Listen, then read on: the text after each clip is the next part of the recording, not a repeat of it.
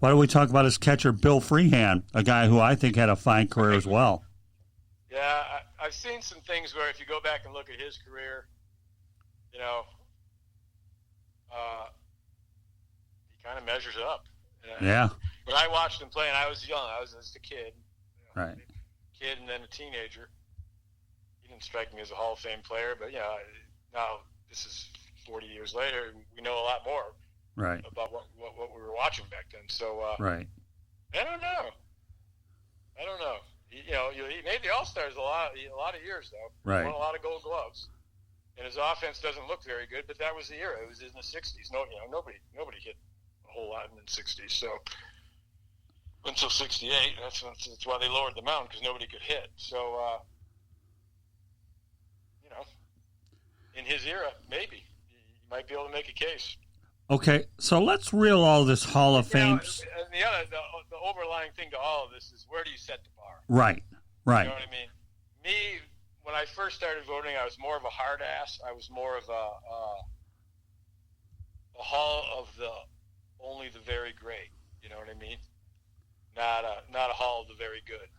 And I'm still kind of that way. But I usually vote for 10 guys. So I guess I've softened over the years. Right. But it just depends. Where do you want to put? How elite do you want to make it? That's kind of an overriding issue to all these guys. All these guys were kind of on the border, and maybe since Baines got in, a lot you hear this.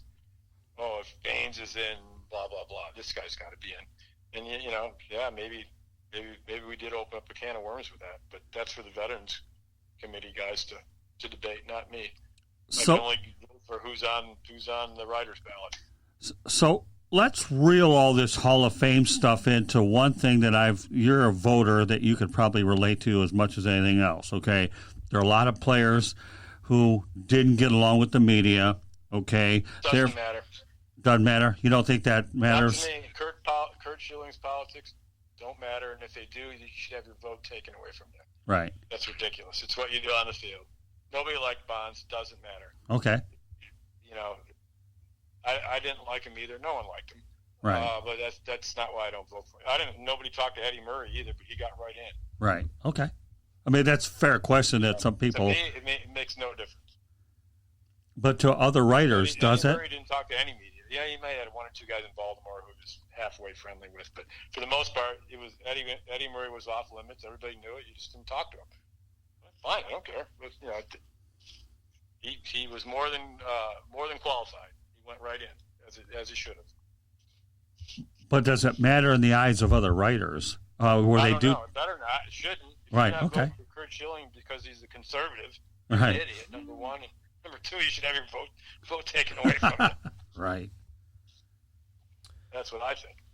Yeah, no, I vote for Schilling too. I have all along. Yeah. So this is the last question I'll ask about the Hall of Fame, because I mean we can spend all day talking about this. Really, that's what makes. Yeah, you really can. We can go on and on. There are some right answers, but there's just a lot of ways to look at this thing, and there's going to be differences of opinion, and it's all good. That's why everyone's so passionate about baseball.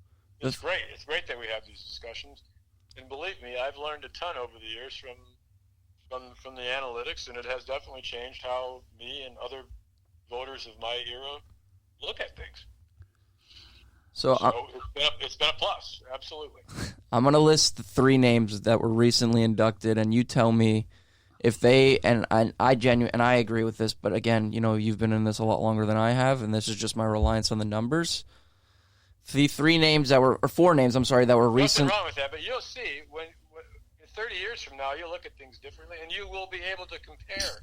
Oh yeah, I remember this guy. I remember. Yeah, you'll be able to.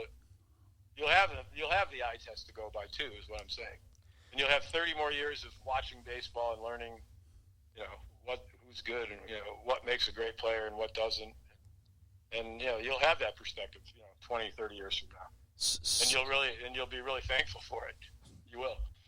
So the 4 names I'll list: Harold Baines, and I understand Lou Russo's plea. He was his manager and won manager of the year in '83 with the White Sox when he was there. Harold Baines played for the White Sox like 100 times.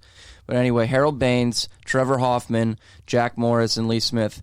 Do you think those 4 getting in And in my opinion, I think they lowered the standard for what we see a Hall of Famer as, because Trevor Hoffman's numbers, I mean, Mariano Rivera made it literally impossible. He's the Babe Ruth of closers. His WAR is like twice that of Hoffman, Billy Wagner, and Lee Smith.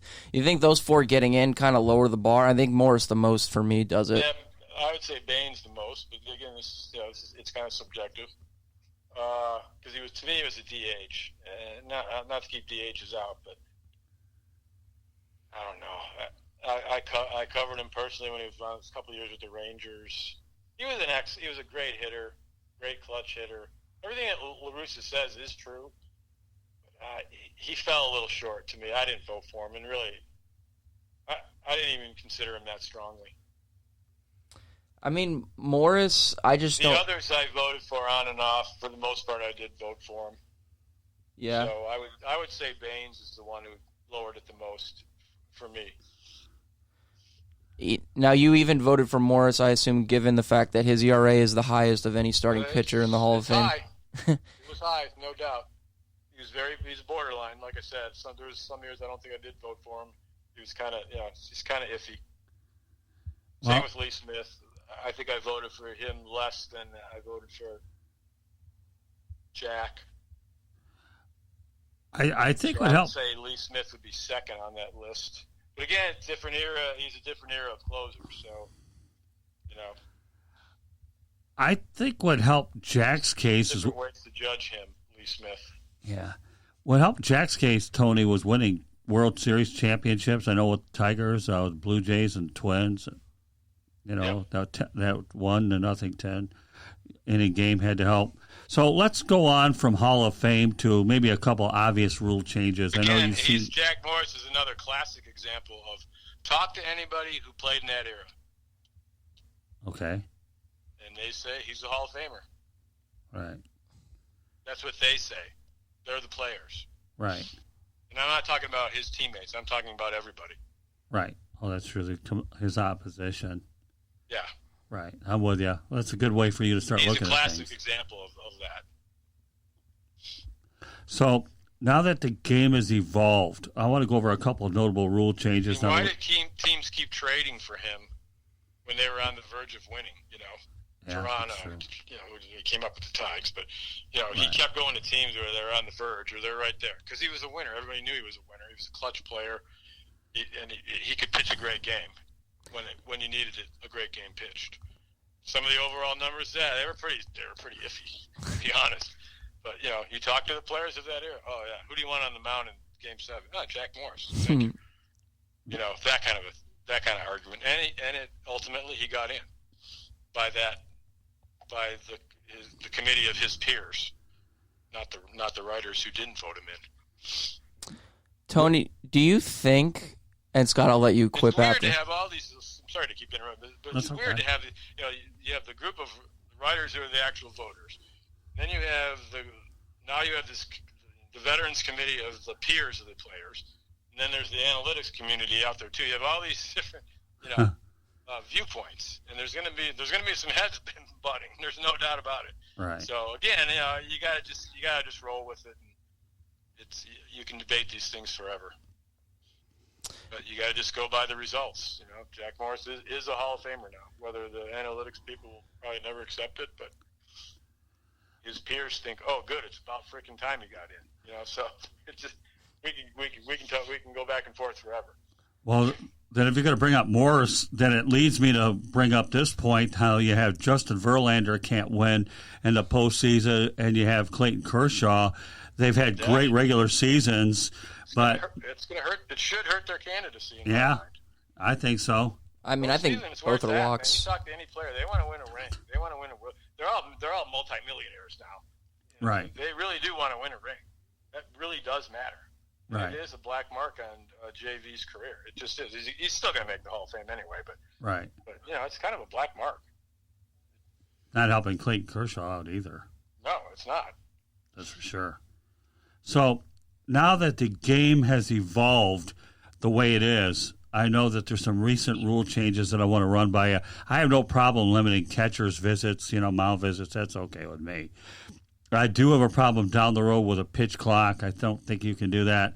I don't know what your opinion is. What's that? Why not? Why? Do you think a pitch clock's necessary?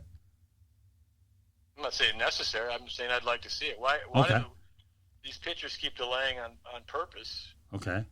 Well, I guess I'm not used to it. It would take a while for me to adjust to that one. That's me. Take it for what it's worth. There's arguments on both sides. I Right. get there. The pitcher's argument is it's too important of a pitch. If I need 30 seconds, I need 30 seconds. Damn it. Right. Okay. All right. But these games just drag on, and then the guy gets out of the box, and then the pitcher gets off the rubber. It's just play. Right. So I think, if it's 20 seconds may not be enough, but let's make it 30. I sit here and watch these. Granted, these are not important games by any stretch of the word. The Arizona Fall League. Right. But I go to a ton of those games out here, and they institute all these rules out here first. This is the testing ground. Right. Beside the Atlantic League too. I've seen these games in the Fall League, and it's 20-second pitch clock. It doesn't even come into effect. They're throwing the ball within 10 or 15 seconds. Now, granted, this is not the World Series, and these games they're not that important games, but, I'm just saying, let's just make the clock 30 seconds. And 95 pitches out of 100, it's going to be, they're going to be thrown within 20 seconds. But there are a couple pitches in a game that are really key, and that's when these pitchers they're just taking, you get some guys on base, and some of these relievers especially, they just slow the game down. Oh, God. Baez on the Dodgers. There's some of these other guys. It's like, come on, throw a pitch more than one pitch every minute. You know what I mean? So what about some bad offenders out there? What about robot umpires? Have you gotten warmed up to that one? Or they have an automatic? Some of the horrible balls and strikes that were called in the World Series? Yeah. Yeah, really. Wow, there were some bad calls. I'm sorry. Those are bad calls. There was a ton of them. That one Robles at bat, Yeah. the strikeout. There were several of them I could name off the top of my head. So there was some bad, So whether you like it or not, Scott, that is going to happen. Yeah. It's going to happen. Now, one thing the union will keep fighting the pitch clock, but I wouldn't be shocked if they put in a pitch clock, maybe like a 30-second instead of 20, right. just to stop the really bad offenders. Now, one rule change I don't have a problem with is a pitcher facing three hitters, because you and I grew up in an era where relievers were pitching 2 or 3 innings anyways. That wouldn't bother me one bit. That's just me. Okay, so it's the 7th game of the World Series, and you can't bring in a lefty to face one batter?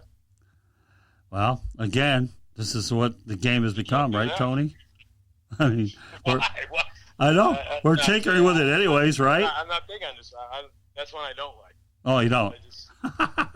Oh, I can't wait till we go to the Stadium Club and talk about this in March. Whether I like it or not, I figured that out already. So, it's just I just don't agree with it. There is you can't take all that strategy out of the game just to speed up for one pitching change. Oh, well, let me tell you, Tony, when we go to the Stadium Club in Chandler, we're going to have a lot of fun about rules discussion. So let me ask you this. Now you're a retired writer. Well, what does Lewis think about this? Go ahead. Let me hear the young guy's opinion. Okay. I'm just listening to you guys talk. Care about that the games are? Let me ask you.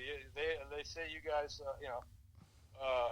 baseball's boring if it's more than 3 hours. Blah blah blah. What do you think about these things? Listen, there's an intrinsic beauty to baseball that you can't find in other sports. I'm not a big fan of a wide receiver celebrating a 6-yard catch for a first down, but I'm also not a fan of Yasiel Puig stepping out every pitch to readjust his batting gloves, or for David Ortiz to spit in his hands.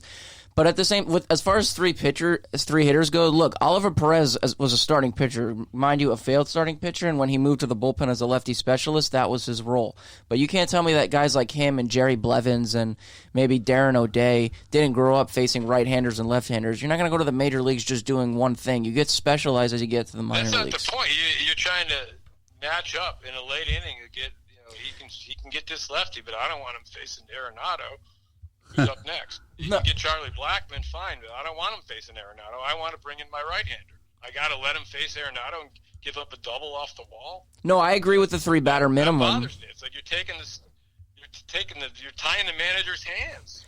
I think, and I don't know, and you guys didn't mention this perspective, and you may like it given you grew up in an era when starting pitching, ruled the game a lot more than relief pitching did. Although you had guys like Gossage and before him Elroy Face and